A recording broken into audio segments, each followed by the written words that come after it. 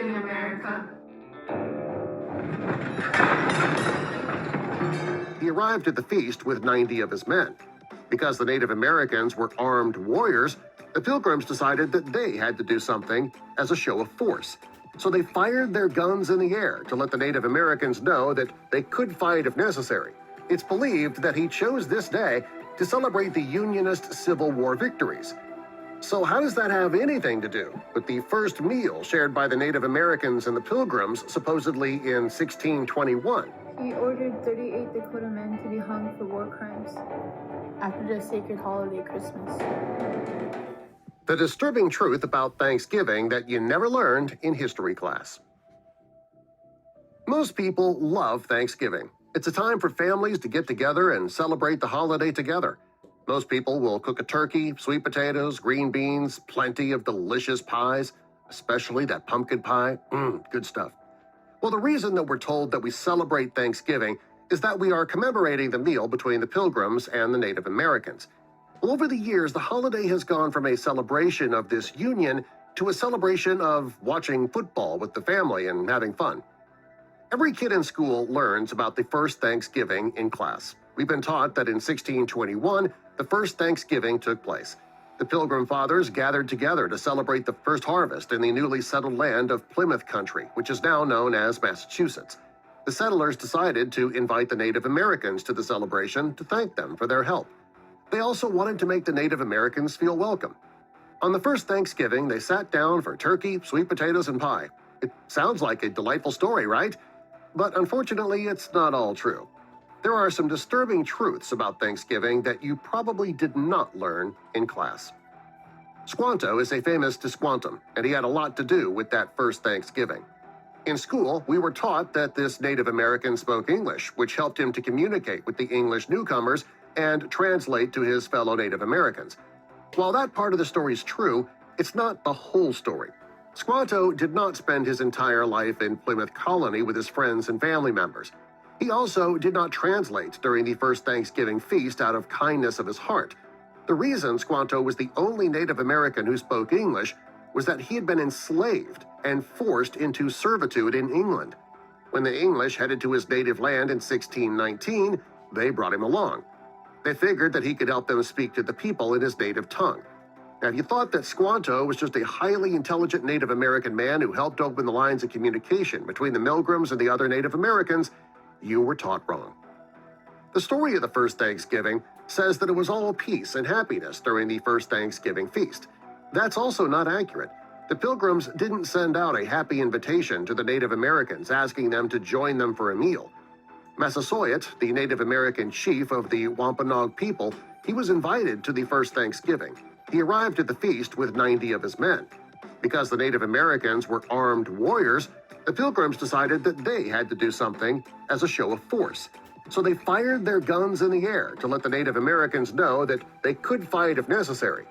Not exactly the happy start to a dinner that we were taught in elementary school. Putting up a sign of force before dinner doesn't make for the most relaxing of meals. Now, our Thanksgiving menu today is said to be based on what the Pilgrims had and the Native Americans ate on that first Thanksgiving. Unfortunately, that part of the story is not true either. While there were wild turkeys in the area, they were not served during that meal. The Wampanoag people showed up with 5 deer to be cooked. So that means that we shouldn't be eating roasted turkey on Thanksgiving, not if we want it to be a legitimate, authentic Thanksgiving meal. We should be eating venison. Also, sweet potatoes were not grown in the region at that time, so they couldn't have been served during the first meal either.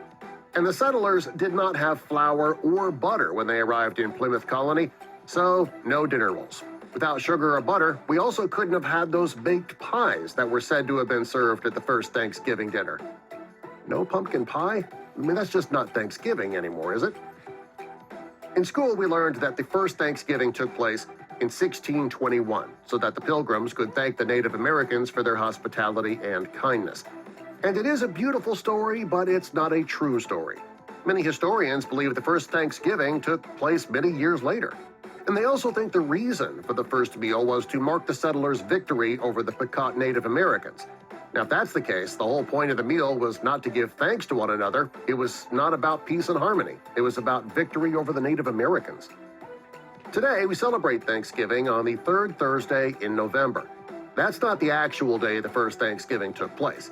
Thanksgiving wasn't even an official holiday until 1863, 200 plus years later, when Abraham Lincoln declared the first official Thanksgiving Day.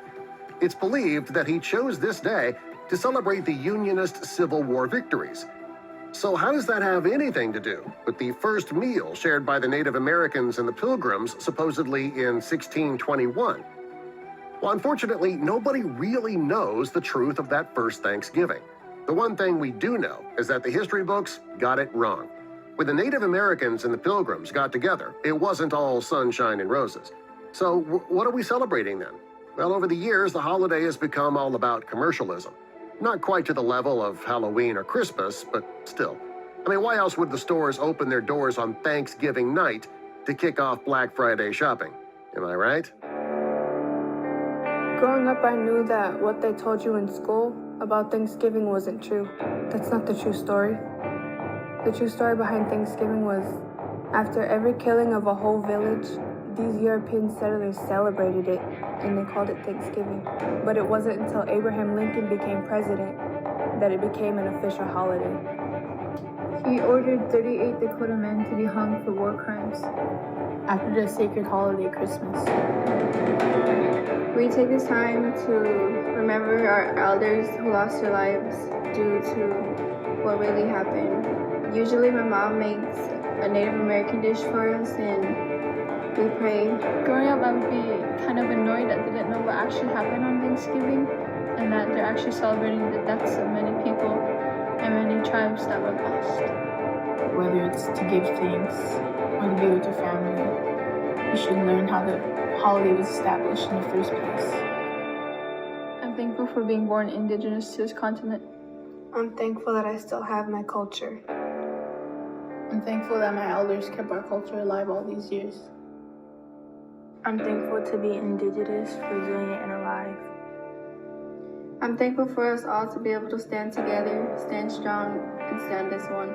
Happy Thanksgiving, America.